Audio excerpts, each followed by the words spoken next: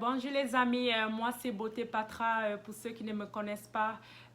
Bienvenue sur ma chaîne, je suis Beauté Patra, la fille qui a eu le courage de parler bravement de son expérience de vie personnelle et des problèmes qu'elle a subis dans les réseaux sociaux juste pour changer vos vies, pour vous encourager à devenir meilleur de vous.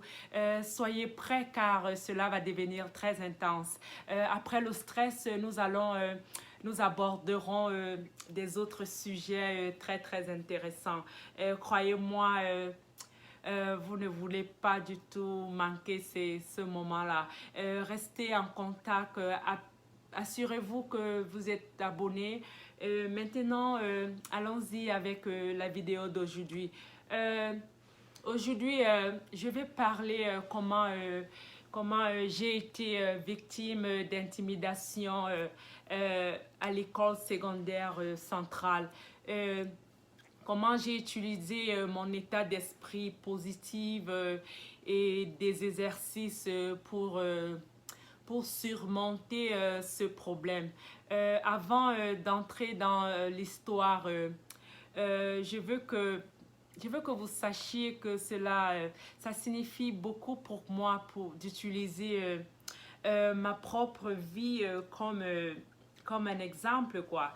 C'est vraiment un plaisir pour moi de pouvoir toucher et encourager de nombreuses personnes, en particulier ceux qui traversent des moments difficiles dans leur vie ou de nombreuses tempêtes. Je suis arrivée aux États-Unis d'Amérique en plein mois d'août, ce qui fait 2 semaines avant le début des cours. La première semaine de septembre, euh, euh, ça marquait le début des cours aux États-Unis. J'ai commencé l'école au lycée central à Newark, dans le New Jersey. Je n'avais même pas un mois aux États-Unis. Ma première journée à l'école a été une expérience formidable et j'étais tellement excitée. Et j'ai complètement oublié que je ne parlais pas l'anglais. J'ai été impressionnée par le fait que les étudiants devaient s'aligner à l'entrée de l'école euh, avec un poste de contrôle de sécurité près de la porte où tous les élèves étaient contrôlés avant d'entrer dans l'école. Comme alors, comme pendant le contrôle de sécurité, euh, en fait, ça s'est passé exactement comme ça se passe à l'aéroport avant qu'on ne voyage. Donc, à ma grande surprise, pendant que je me tenais en rang, euh, les agents de sécurité ont arrêté des garçons quand l'alarme a sonné, quand ils sont passés. Et les officiers de sécurité ont retiré des armes, des couteaux dans leurs pantalons. Et d'autres élèves étaient alignés avec la radio, jouant de la musique, comme dans une boîte de nuit. Permettez-moi un peu de vous parler un peu du lycée central. C'était situé dans un ghetto à Newark, un quartier un peu très dangereux où la plupart des jeunes faisaient partie des gangs, se droguaient et buvaient de l'alcool. À l'école, quand j'ai commencé, les garçons essayaient de me draguer de partout. Ils essayaient de me convaincre d'être leur petite amie. Ils m'appelaient Beautiful, ce qui veut dire beauté. Ils ne savaient pas que je ne savais pas parler anglais. Comme quand j'essayais de m'exprimer, ils ont directement su que je n'étais pas des États-Unis d'Amérique et que j'étais sûrement une Africaine. Et dès qu'ils ont appris ça, ils ont directement commencé à m'appeler Dom. Dom, ça veut dire quelqu'un qui est bête. Et un autre garçon ne cessait pas de répéter en disant comment une fille aussi belle peut être Dom. Elle peut ne même pas s'exprimer. Tout ça parce que je n'arrivais pas à m'exprimer en anglais. J'ai continué à marcher jusqu'à ce que j'ai arrivé dans ma salle de classe. À l'école, on m'a fait suivre des cours spéciaux d'anglais pour m'aider à communiquer et apprendre l'anglais un peu plus rapidement. J'avais été repoussée par les élèves dans mon école dès qu'ils ont remarqué que je ne parlais pas anglais. Surtout que j'étais africaine, quoi. Ils ont commencé à me taquiner et à me parler, à me demander comment vont les lions, les éléphants, tous ces animaux sauvages. Ils ont même eu le courage de me demander si en Afrique nous avons de la lumière, quoi. Et ils passaient... ils pensaient que je venais de la jungle où je jouais avec ces animaux sauvages. Pourtant, je n'avais même jamais vu ces animaux au Cameroun quand j'étais là-bas. J'ai reçu toutes sortes d'insultes.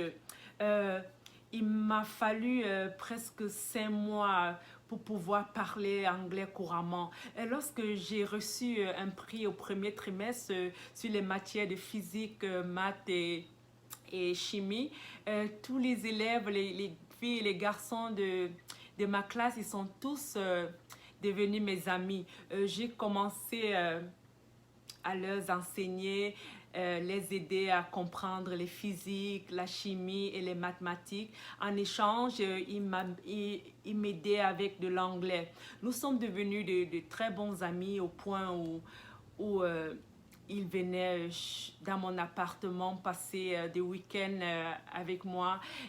Ils ont été impressionnés par mon intelligence parce que tout le temps, le professeur m'envoyait toujours au tableau pour montrer à la classe mes techniques de résolution d'équations en maths, physique et chimie. et tout ça, ce que j'avais appris au Cameroun, quoi. Au moment où j'ai été victime d'intimidation, pendant cette période-là, certains jours, je rentrais à la maison en pleurant. À un moment, je ne voulais plus retourner à l'école, quoi. Je commençais à me sentir impuissante, toute sans sécurité et toute seule. Je suis devenue, j'étais devenue très triste au point de vouloir retourner au Cameroun. J'ai même appelé mon papa pour lui dire que je veux retourner à la maison. Mais quand je pensais au fond de moi à ma situation, au chemin parcouru et à ma condition de vie au Cameroun, parce qu'au Cameroun, je vivais dans un ghetto à la carrière au Cameroun avec une vie très pauvre, quoi, sans avenir et aussi parce que ma famille avait beaucoup espoir sur moi. Cela a été très suffisant pour moi pour ne pas abandonner. Comme je ne pouvais pas aller au gymnase, j'ai commencé à mettre des chansons, mes chansons préférées sur YouTube. J'ai commencé à danser avec une musique aussi très forte, environ 45 à 1 heure de temps. Je faisais ça chaque jour après les études. Juste après avoir dansé passionnément pendant environ 1 heure, en 1 heure, je dansais toutes mes chorégraphies que j'ai apprises au Cameroun, comme j'étais danseuse là-bas. Comme je faisais de la danse au Cameroun. Après quelques temps, j'ai commencé à voir des choses différemment. J'ai commencé à avoir de l'espoir avec une envie pressante de continuer de ne pas abandonner. Plus je dansais, plus je devenais plus heureuse et meilleure. Mon esprit devenait plus fort au point que toutes les injures et les brimades que je subissais à l'école ne me disaient plus rien, quoi. Aujourd'hui, de nombreuses personnes sont confrontées à des intimidations, à des intimidateurs, en particulier les enfants, les adolescents et les jeunes adultes. Certains se suicident à cause des intimidations. Je voulais que nous restons tous unis pour combattre ce problème. En fait, les études ont montré que l'intimidation vécue dans votre enfance, ça peut être, comment dire, ça peut être si traumatisante que vous en ressentez encore les effets même jusqu'à aujourd'hui. Vous pouvez douter de vous-même ou avoir du mal à faire confiance aux gens et manquer d'amitié. Ce manque de guérison et de clôture est particulièrement vrai peut-être si l'intimidation n'a jamais été résolue ou abordée quand vous étiez plus jeune, quoi. Je veux que vous appreniez à prendre contrôle de votre vie. Enseignez même à vos enfants d'aussi prendre contrôle de leur vie. Je vais vous expliquer, je vais vous donner les 4 étapes pour de récupérer pendant l'intimidation. Le premier point, vous devez comprendre d'abord et reconnaître votre sentiment. Ça peut être la colère, le désespoir, la honte et la tristesse. Et deuxièmement, vous devez fermer votre chambre, rester seul à l'intérieur et laisser vous exprimer. Laissez exprimer vos sentiments. Vous pouvez même pleurer, percer les coussins, frapper le canapé, casser des petits objets. Tout ce qui peut vous aider, faites-le. Laissez votre corps faire ce qu'il veut faire à ce moment-là.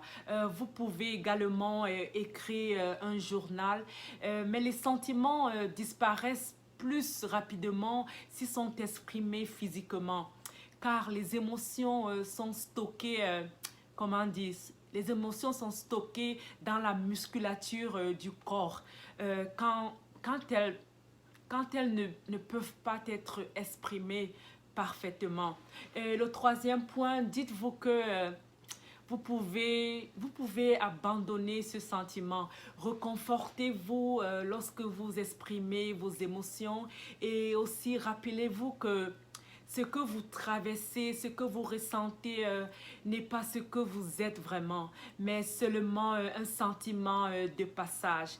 Et si vous sentez que vous ne pouvez pas lâcher ce sentiment, demandez-vous pourquoi, qu'est-ce qui m'empêche de laisser aller, quoi. Et un événement ou une expérience passée fera souvent surface si vous posez la question avec curiosité et si vous êtes complètement ouvert à toute réponse, quoi. Et le dernier point, le quatrième point, surtout assurez-vous que la vie peut être très belle, très agréable après avoir abandonné certains sentiments. Appelez un ami que vous aimez bien, parler un peu de tout, de quelque chose d'autre, aller au cinéma, rejoignez un groupe qui se rend dans un endroit amusant, tout ce que vous aimez faire et faites-le à ce moment-là. Mais assurez-vous de ne pas surtout discuter des choses qui vous font être stressé. Quand on vous a fait de mal, c'est la nature humaine de s'en tenir à la douleur parce que nous pensons que d'une manière ou d'une autre, si nous pouvons le comprendre, cela ne sera pas aussi douloureux. Mais vous vous blessez encore une fois lorsque vous vous tenez à un mauvais pressentiment. Pensez aux expériences passées peut vous entraîner et vous rendre plus misérable au fil du temps. Il est beaucoup mieux de les laisser partir, laisser simplement leur énergie dériver de votre corps et de votre esprit. Bien sûr, il est toujours très prudent de demander de l'aide si vos émotions, si vos émotions vous paraissent trop accablantes ou si vous trouvez elles vous empêchent de fonctionner dans votre vie normale. Essayez ceci et dites-moi comment vous vous sentez. Ce fut vraiment un plaisir de pouvoir filmer cette vidéo. Restez positif et responsabilisez-vous. Continuez de l'exercice et votre mentalité positive. Je vous verrai la semaine prochaine pour continuer, pour découvrir la nouvelle épisode sur la gestion du stress. Je vous aime bien. Bisous à vous tous. Au revoir.